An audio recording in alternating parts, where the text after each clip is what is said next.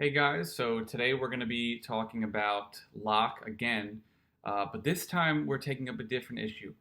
So, the other parts of the essay concerning human understanding were about metaphysics and epistemology, right? The existence of reality and how that affects how ideas come to be and how knowledge comes to be. Whereas today we're going to be talking not so much about knowledge but again about metaphysics, but in a different issue in metaphysics. We're going to be talking about this thing called identity. Now, identity is a loaded term. It comes with a lot of connotative baggage because probably the first thing we think of is like who I am, right? My personal identity. And that's going to be related. We're going to get there today, but that's not the first thing we have to cover, right? We have to deal with all these foundational principles before we can get to the less foundational principles, and personal identity is going to be like that. So, to get a vibe, let's just write this up here so you know what we're doing. On what Locke means by identity, because if you'll notice in the discussion questions, I was making this distinction between identity in general, identity of objects, identity of animals, and identity of humans, right, or people. So we have to talk about identity in general first, because all the other types of identities are like subcategories of this more general type of identity. So if you look at, let's see what this is, page 5, skip 4 lines down. He's talking about identity and diversity.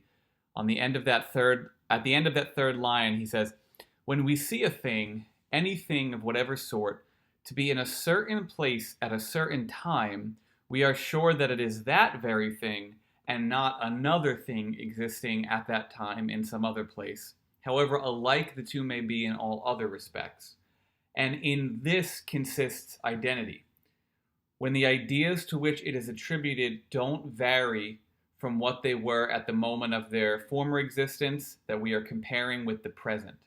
We never find and can't even conceive of two things of the same kind existing in the same place and at the same time, so we rightly conclude that whatever exists in a certain place at a certain time excludes all others of the same kind and is there itself alone." So the language of a bunch of this stuff might seem weird because you have to like make a bunch of moves while you're reading it, like this thing and this thing and this thing and this thing. But basically, when Locke is talking about identity, he's talking about something's being itself and it's remaining to be that same thing over time.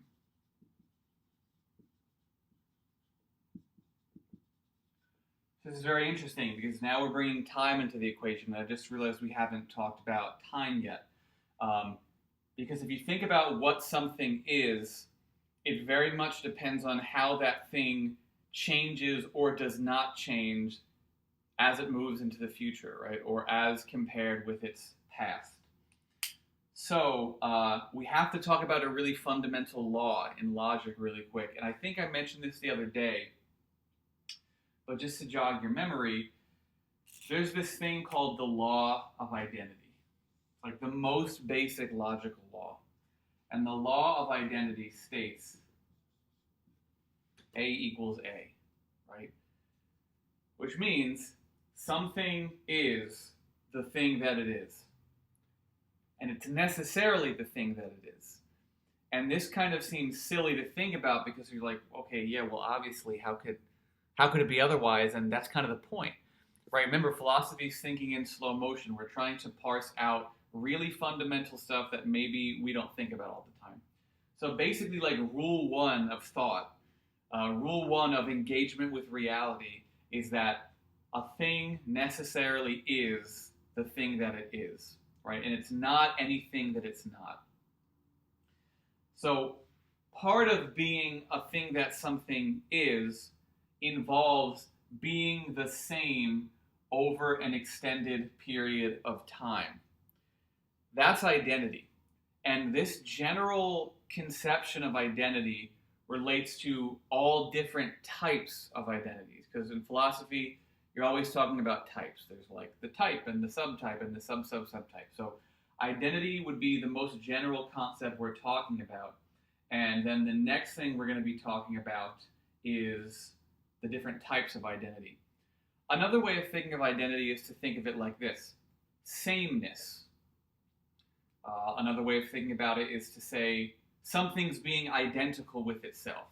That one's more confusing because it tricks you into thinking that there's two things, the thing and the thing that it's identical with, but it's just one thing. Another way of thinking about identity is to think about it in a negative sense. Whatever identity is, it is not the same thing as diversity or difference.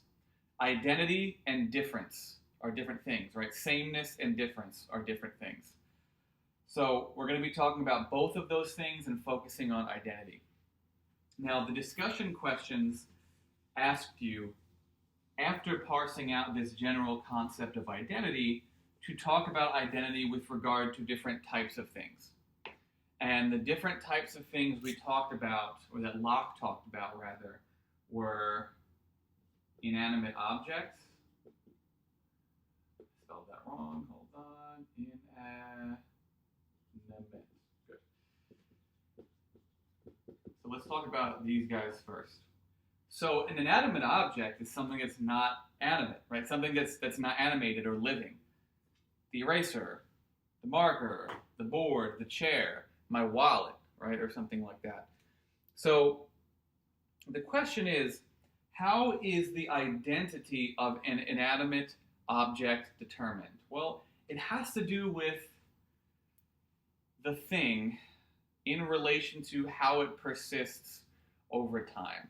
So if I held the eraser, up in front of your face, I'll get a little closer, all right? And then I took it away, and then I put it back, and I said, is this the same eraser? You would say yes. Now the question is, why is that, right? Because it is. We're not denying it. Remember, philosophers are not trying to just say weird, kooky things. They're just trying to prove things that we take for granted. So why is it the case that that eraser is the same as it was a moment ago, that it has the same identity? Well, it has to do with this notion of mass. We say that the eraser at this point in time is the same as the eraser at this point in time because it has the same exact makeup in terms of its materiality. I'm not adding any mass to it. I'm not subtracting any mass to it. Same thing with my wallet, right? If I showed you my wallet and then all of a sudden I took away 90% of what makes up the wallet, you might be inclined to say, oh, that's no longer the same wallet, right? It doesn't have the same identity that it did previously because it's not the same thing it was. It's not persisting throughout time. And that's true. This gets tricky though. So there's this paradox, if you look it up. It's called the Ship of Theseus, and it challenges the idea of limit case, or it challenges our notion of mass as the vital component of inanimate objects' identities by considering limit cases. So imagine that there's a boat, right? And this boat is made completely out of wooden planks. Now let's say one of the wooden planks rots or breaks, and I have to go in and then now change that one wooden thing, right? So you have a boat, and this boat is made of a bunch of things, a bunch of pieces of wood, and it has a sail. So one of the pieces gets knocked out, so I have to change it. So now I change one piece of the wood. The question is it the same boat? We probably say, yeah, right? You just swapped out one of the pieces. If I have to change a little part in my computer, it's the same computer. If I don't know, have to put another part in my car, it's the same car. And that's tricky, right? Because it has the same amount of mass, probably, unless there's differentiations in the weight, sorry. But it is literally a different piece of mass, so that becomes difficult. And it gets even more difficult when we say, okay, what happens now when we change not one, not two, but like half of the boards? Is it still the same ship? And you get how this gets even more complicated. What about when we change all the pieces of wood except one? And what about when we change 100% of the boards and even the sail? That's tough. Like, it's hard to say at what exact point something becomes something else. But in general, the idea that Locke is getting at is that a change in mass, let's say a substantial change in mass, to be safe, results in a difference of identity, right? But this is not exhaustive of the concept of identity in general, because if it was exhaustive, that would mean it would have to apply to all different types. And as we're going to see, this does not apply to all different types. Here's why. Imagine a tree. Now, the tree begins at this point in time looking like that, right? And then, in a year, the tree gets a little bigger. And then in like 100 years, the tree gets substantially bigger. And yet, we say that it's the same tree. We say that the identity has not changed. There's sameness happening here, despite the fact that there's material difference. And we need to ask ourselves, wait a second, how could that be? If we just said that identity is defined by material sameness, and the tree is different with regard to its material structure over time, then it can't be the same tree. And if you notice that, that's good. And what this means is not that Locke was wrong, but that the identity of living things is different. And he introduces a new principle here. So the identity of a living thing, like a tree, maybe even something like a dog, because the same thing would apply, like, here's your dog, looks like a chicken. And then here's your dog when it's a little bit bigger, or your cat, and then here's the cat when it's huge, and these are terrible drawings. You say it's the same cat, right? Like, this is Fluffy, and this is Fluffy. This is the tree in my backyard, this is the tree in my backyard, this is the tree in my backyard. And the only way we're able to do this is if the identity of living things is not determined by its material structure, but rather by its continuation or participation, I think Locke says, in the same life. Right? And this is the identity of living things. So it's different. It's very, very different. Because with living things, the mass can change, and yet it's still the same thing. And why is it the same thing? Because it participates in the same life. Why is Fluffy the cat still the same cat as it was when it was 1 day old to when it's 15 years old? Well, because it's the same life force happening. It's still participating in that same life structure. Why is the tree the same? Because there's the same life structure persisting throughout time. So it complicates things, right? But it gets even more complicated because you may think, oh, living things, so this includes humans, right? Humans are living things, and that's true. Humans are definitely living things, but they can't be defined by this. And a kind of metaphorical way we talk actually provides some greater insight into the reasons why. So imagine that you know someone, and this person's personality is in a certain way, and you say, like, oh, that's this person. Now imagine that person gets into a severe car accident or get severe amnesia. And suddenly their personality is completely different. Completely different. They don't have any of the same memories.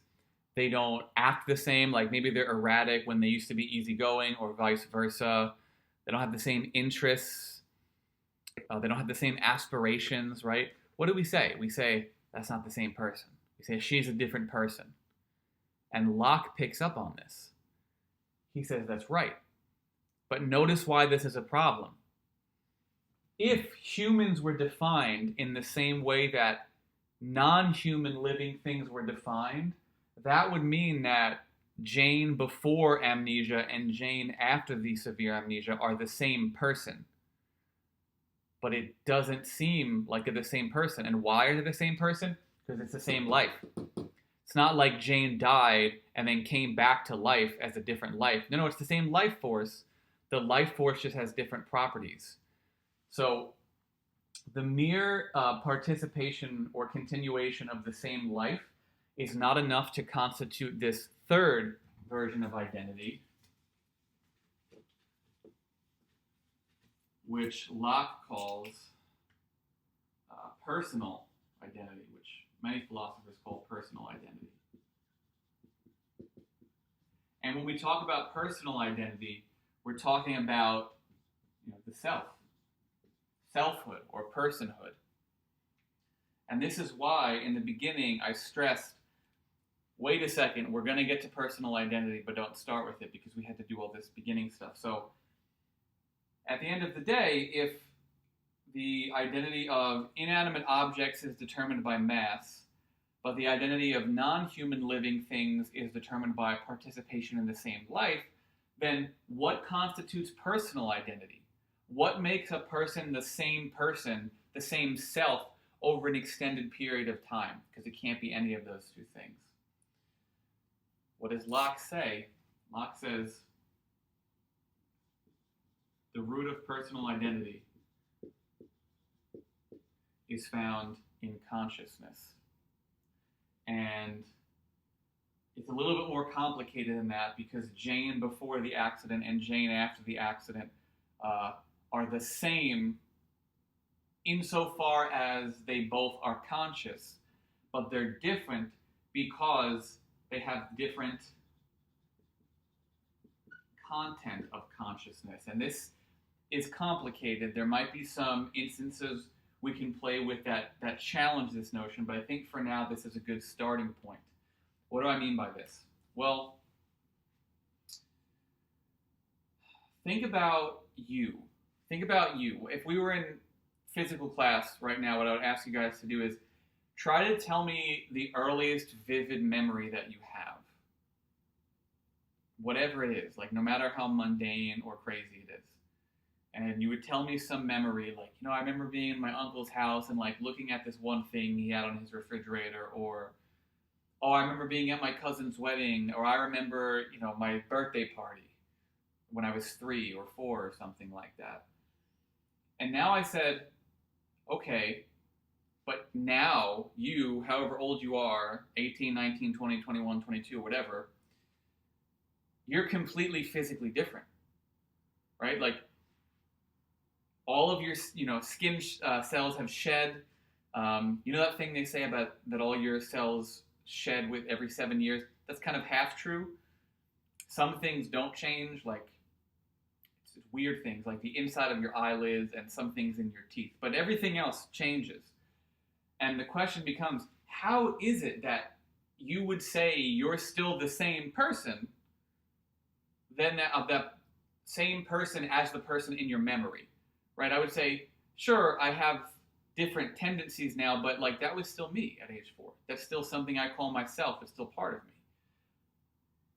The only way you could say that is if personal identity has nothing to do with mass, right? Because you're different. You're a lot bigger now, right? It has to do with the content of your consciousness. You have the same memories. You feel like everything's happening in the same theater of your mind, to speak metaphorically. The same stream of consciousness, just at different points in time. And this is where personal identity is founded. And this is why Jane before the accident is not the same as Jane after the accident when she gets severe amnesia. Because after the severe amnesia, Jane no longer has the same content of consciousness. She doesn't have the same memories. She doesn't have the same tendencies. She doesn't have the same features in the way she acts. So, although Jane is the same with respect to her continuing the same life, because she didn't bleep out of life and then come back to life, she is different with respect to the state of her consciousness. And that's why Jane isn't the same person. That's why her self is a different self now. So, I think that's basically everything. You just want to make sure you know what identity is and what the three different types of identity are and the defining characteristics of each type of identity and why there needs to be different types, like why this type can't apply to that type, etc., etc. And I believe these are the only discussion questions they had. Yes? Okay. So you guys should be good. If you have any other questions, feel free to hit me up. Have a good day.